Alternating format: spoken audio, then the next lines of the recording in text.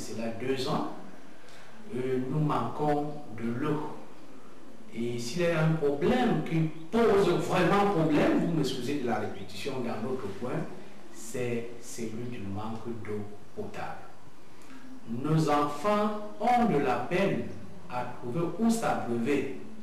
Vous vous rendez compte que plus de 300 élèves vont puiser de l'eau dans un marigot. Vous pouvez imaginer les conséquences qui vont en suivre. Nous n'avons pas certes trouvé les cas de choléra ici au lycée, mais il faut reconnaître que nos enfants souffrent très souvent des amyes, du péril, la maladie du péril fécal, des dysenteries.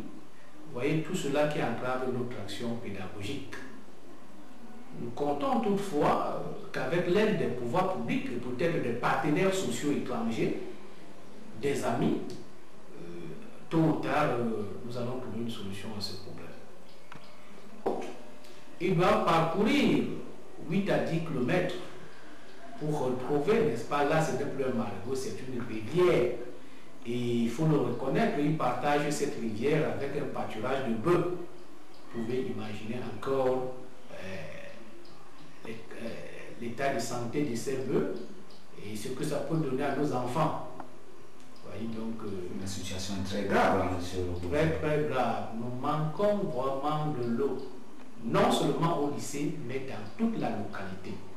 Et les quelques puits, d'ailleurs, qui restent très souvent sans aucun traitement, et les pompes sont tombées en panne. Mais il faut le noter, si ailleurs il y a des puits, au lycée, nous n'avons même pas de puits. Hein. Nous avions lancé un appel au pouvoir public, et jusque-là nous continuons à attendre, mais nous pensons que